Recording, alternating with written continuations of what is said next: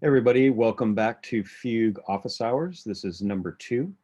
Fugue puts engineers in command of cloud security with tools to prove compliance, eliminate misconfiguration, and shift left.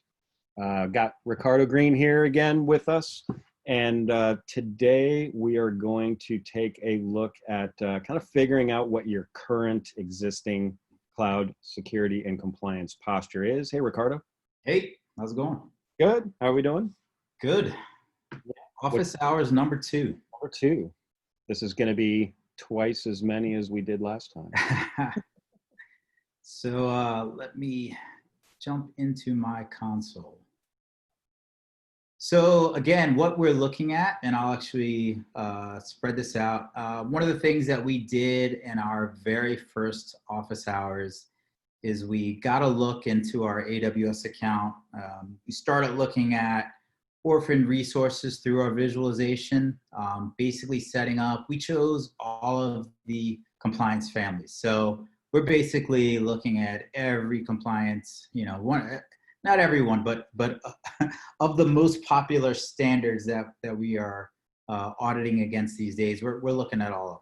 So we've got those selected. We looked at it from a visual perspective, but now we're going to shift gears and actually look at the controls, which can be a bit daunting.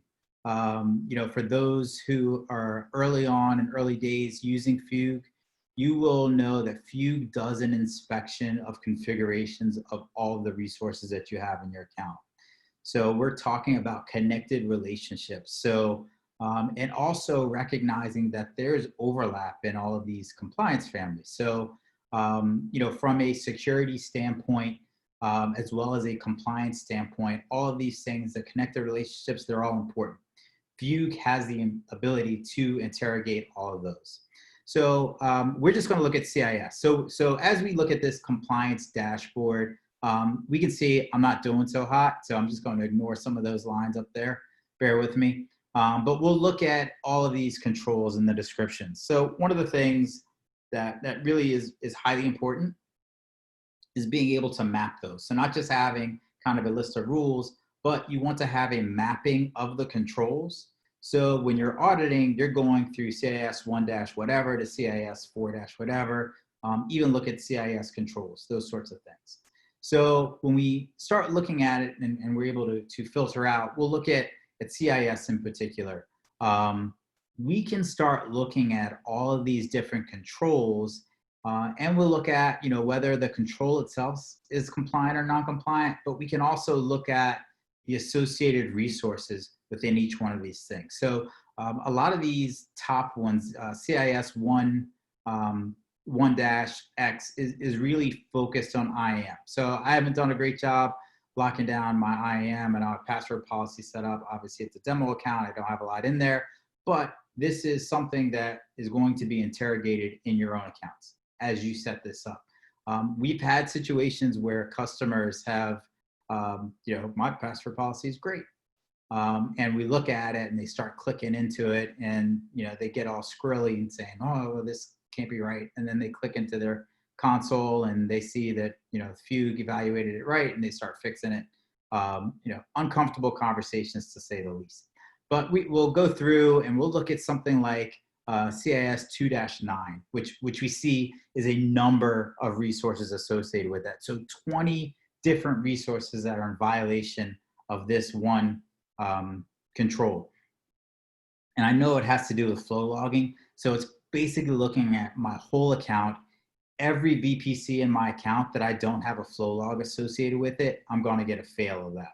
So obviously that is giving me a lot, telling me that I have a lot of work to do, in doing that. So that's something I need to take a look at and fix if flow logging obviously is important. We also look at, 2-8, which has to do with key rotation. So we're looking at all of these different keys that haven't been rotated, but getting this sort of visibility into an environment and this sort of interrogation is highly important as you start moving towards a level of bringing your cloud environments into compliance and obviously showing upper management and whoever else needs to know, security team, compliance team, auditors, internal customers, external customers, where you stand as it relates to compliance. So one of the other things that we like to talk about, and really when it comes to office hours, we start looking at the day-to-day. So, and this could relate to a lot of different personas within your organization, but let's look specifically at somebody who is focused on network assets. So this is kind of, it's easier to filter it out this way, and we'll take a look at things from that perspective. So what Fugue gives you the ability to do is you can look at all the different resource types, and we're actually just going to pull out those resource types that are network related, and we're going to look at those things. So when we start going through the process of bringing our environments into compliance, we now have the ability to narrow it down. So I'm part of the network team. I'm really looking at my VPCs. I know that all of these things, flow logs are an issue, but let's look at this low-hanging fruit. Let's look at these security groups, and only 3 of which are non-compliant. So I have the ability to look at these 3 security groups, the specific controls within the CIS framework that I'm failing, and the description. So essentially I've got port 22, and these may be web apps, security groups for web apps, not sure, but this will tell me where I am as it relates to compliance, the reason why this is coming up as non-compliant. Another nice element as we are looking at security groups is I can do it specifically by those specific resources. So, again, we'll just take a look at the security groups, and maybe I want to filter it by just the non-compliant ones. And so here we can go through, look at these security groups, and actually that was filtered out by CIS, but we'll see that there's a number of different security groups that are non-compliant for whatever reason. But this gives me the ability to go in here and to specifically see what these non-compliant areas are. As I click into this, and actually I was drawn to it because it's a database security group, I can then see what these rules are specifically and as to why they are fails. I'm permitting ingress to anywhere to 3306. That's not good. This is permitting ingress from address file ports and protocols, provide stateful filtering ingress to use traffic. Okay, so this is where I have an explicit allow for all my inbound. That's looking at that. This is looking at PostgreSQL. So a number of different things. This is actually passed. So this is a specific rule that's passed. Other ones that have passed, Salt Stack 4506. So a lot of these I had shut down, but really focused on these top 2 areas where I have a fail for that specific security group. So using Fugue allows you to really focus on specific areas when it comes to compliance. So I can look at from looking at a specific resource, I can look at specific resource types. I even have the ability to filter out by region, or even if I'm looking at it by tag. So I know a lot of you will deploy your infrastructure based on, or your application environments will have an associated tag, and you may want to filter it that way. So, throughout this environment, I have basically 95 different, tag pairings. So I can, or key value pairs. So I can go through and click through these. So I can look at specific environment settings for tags. I can look at filtering by region. But I really get, I think what's most valuable is the granularity here and looking at a specific compliance family and the controls as it relates to those specific compliance families that I'm able to drill down. So those of you who are interested in HIPAA, maybe have a healthcare focus, you can look at everything, that's public cloud related based on the HIPAA standard, and to be able to click through and actually see, where you need to address certain areas of your environment to bring it into compliance. And the last thing I'll stress is, there's always information people want to get. So whoever needs to get information, summary reports of these environments, you set these up. So you can go and add email addresses. You can decide if there's a group email address that you want to send to. Have these sent on a daily or weekly basis.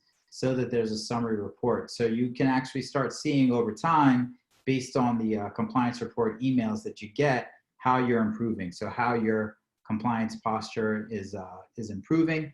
And something that I know we'll touch on in later office hours, if there are folks within your organization that need to have access, you can create groups. So if you need to create a group that has read-only access or administrative access or editor access for specific roles within your organization, you can set that up. You can create groups and also add users to those groups. So I know, we will be touching on, RBAC controls within Fugue at a later office hours. For now, it's really about the compliance dashboard.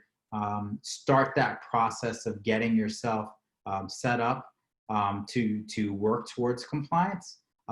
Last but not least, being able to export this. So you can get all of this detail in a nice CSV file or Excel file.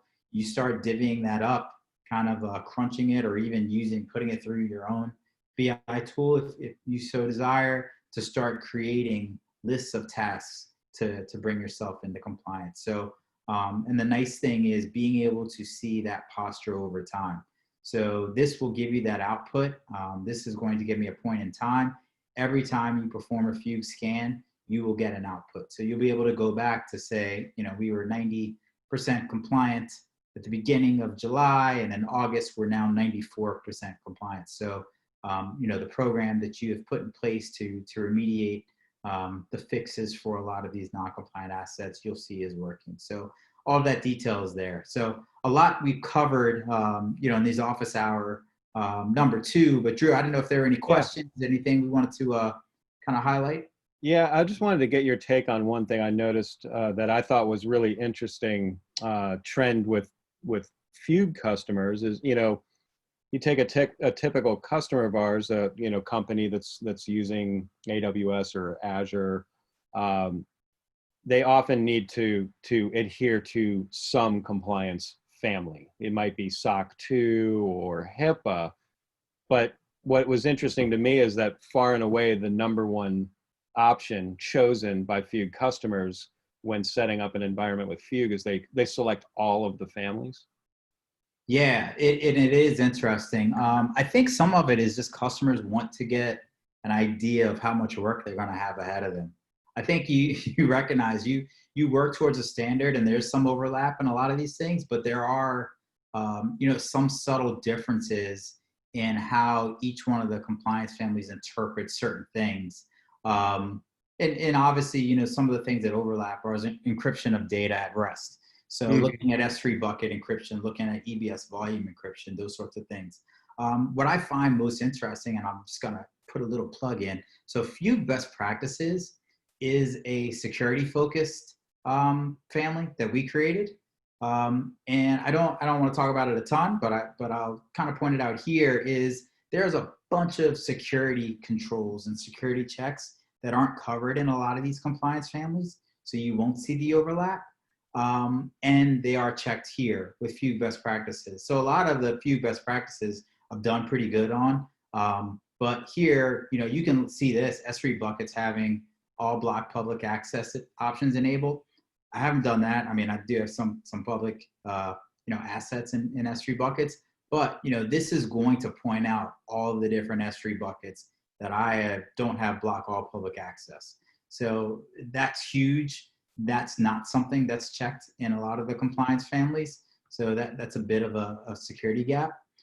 This other one here is, if you followed a lot of the breaches, I know you have, but this list action within an IAM policy, allowing you to list all the objects in a bucket by way of an instance or some other asset within AWS is a pretty nasty one as well. So Fugue checks for that. And as you can see, I've got some broad list permissions and some of these things. And this is like even an AWS service. So this is a policy that Code Pipeline created for one of my pipelines, which has that level permission. So it's interesting the things that happen. So, AWS, you can do so much and you just you need some sort of mechanism that's going to allow you to kind of keep things in check.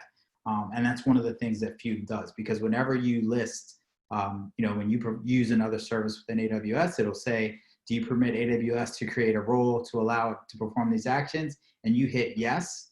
In some cases, that's a role that can be assumed by an instance and all of a sudden has some list actions. So there's some nasty things that could be done. But, if you have Fugue best practices, it'll point it out. So I get pointed out these 4 roles, which I need to go back and check on because they have some permissive actions, but we'll take care of that.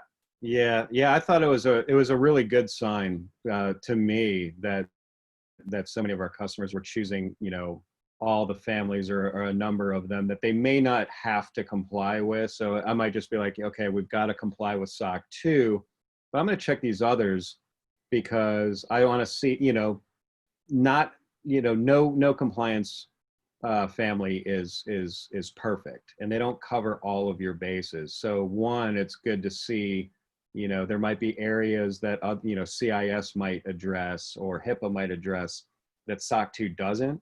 Yes. And I kind of want to cover those bases too.